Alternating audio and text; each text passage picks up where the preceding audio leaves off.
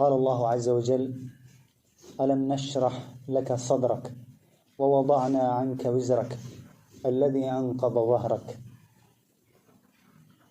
ഈ ആയത്തുകളിൽ വളരെ പ്രധാനപ്പെട്ട വിഷയങ്ങളെ സംബന്ധിച്ചാണ് അള്ളാഹു സുബ്ഹാനഹു വ തആല പ്രതിപാദിക്കുന്നത്. അതിലേറ്റവും പ്രധാനപ്പെട്ട ഒരു വിഷയം തിന്മകളുടെ ഭാരങ്ങളെ സംബന്ധിച്ച് അഥവാ പാപഭാരത്തെ സംബന്ധിച്ച് അള്ളാഹു ഈ ആയത്തുകളിൽ സംസാരിക്കുന്നുണ്ട്. തിന്മകൾ പതിവാക്കുന്ന ആളുകൾക്ക് അത് ഭാരമായി തീരും എന്നുള്ള കാര്യം, ഈ വിഷയം അള്ളാഹു പാപഭാരം നബി സല്ലല്ലാഹു അലൈഹി വസല്ലമയിൽ നിന്ന് എടുത്തു കളഞ്ഞിട്ടുണ്ട് എന്നുള്ളത് അവിടുത്തെ നബി സല്ലല്ലാഹു അലൈഹി വസല്ലമക്ക് അള്ളാഹു നൽകിയ നിഅമത്തായിട്ട് ഇവിടെ എടുത്തു പറയാണ്. വവദഅന അൻക വിസ്റക, നിന്റെ പാപങ്ങൾ നാം ഇറക്കി വെച്ച് തന്നു എന്നതാണ്. ഇവിടെ നമ്മെ സംബന്ധിച്ചിടത്തോളം നമുക്ക് ഈ പാപഭാരം അനുഭവപ്പെടുന്നുണ്ടോ എന്നുള്ളതാണ് നമ്മൾ ആലോചിക്കേണ്ടത്.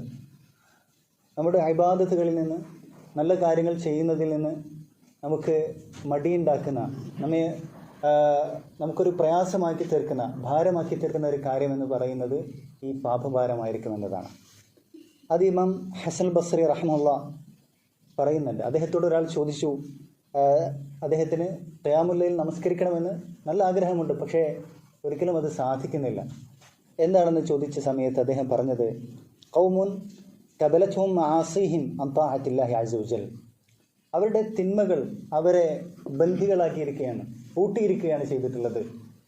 അള്ളാഹുവിന് ത്വാഅത്തുകൾ ചെയ്യുന്നതിൽ നിന്ന് അവരെ തിന്മകൾ അവരെ കെട്ടിയിട്ടിരിക്കുകയാണ്, അവരാ ഭാരം അവരെ എഴുന്നേക്കാൻ സമ്മതിക്കാതിരിക്കുകയാണെന്നാണ് പറഞ്ഞിട്ടുള്ളത്. ഇങ്ങനെ ഒരു വിഷയം ഇബാദത്തുകൾ നമ്മൾ ചെയ്യുന്ന സമയത്ത്, നന്മകളിലേക്ക് മുന്നേറുന്ന സമയത്ത്, ഇൽമിലേക്ക് പോകുന്ന സമയത്തെല്ലാം നമുക്ക് തടസ്സങ്ങൾ വരുന്നുണ്ടെങ്കിൽ, മടി വരുന്നുണ്ടെങ്കിൽ, നമുക്ക് ആലസ്യം വരുന്നുണ്ടെങ്കിൽ അത് ഈ പാപഭാരമാണെന്നുള്ളതാണ് ഉലമാക്കൾ വ്യക്തമാക്കിയിട്ടുള്ളത്.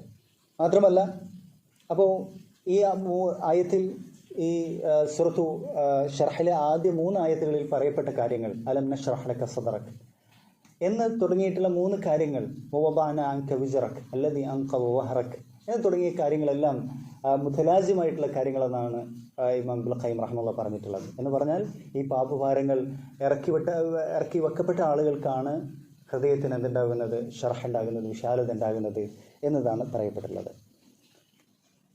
വഹദ വല്ലാഹു അലം വസല്ലല്ലാഹു വസല്ലം അലാ നബീന മുഹമ്മദ്. അൽഹംദുലില്ലാഹ്.